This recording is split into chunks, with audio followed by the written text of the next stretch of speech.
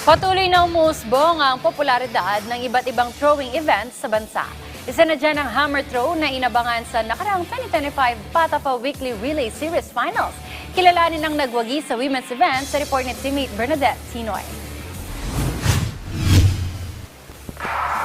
Sa mundo ng athletics, maraming track and field events ang kinahuhumalingan ng mga kabataang atleta para sa layong makatuntong ng Olimpiada balang araw. Hindi pa man ganap na popular ang sport na hammer throw, ito ang napili ni Aliana Ico ng University of the East. Ang hammer throw ay isang uri ng throwing event kung saan ibinabato ng mga manlalaro ang isang bakal na bola sa pinakamalayong distansya.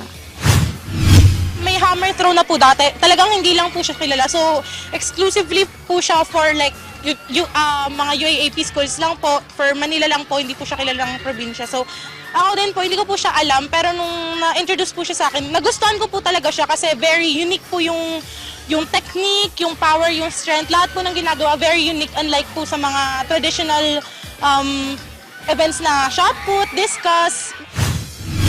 Ayon sa grade 12 student, 4 na taon na siyang nagsasanay sa nasabing sport, kaya naman hindi niya matago ang saya matapos manalo sa 2025 Patapa Weekly Relay Series Women's Hammer Throw Under 18 category na may markang 42.06 meters.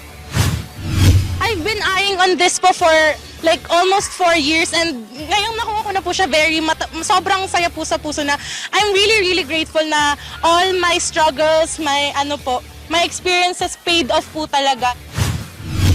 Sa kabila ng tagumpay, aminado si Aliana na minsan na siyang naligaw ng landas, kaya naman pag-iigihan niya ang pag-iensayo upang matupad ang kanyang pangarap.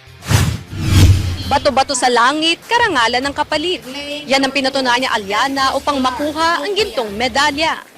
Bernadette Pinoy para sa Atletang Pilipino, para sa Bagong Pilipinas.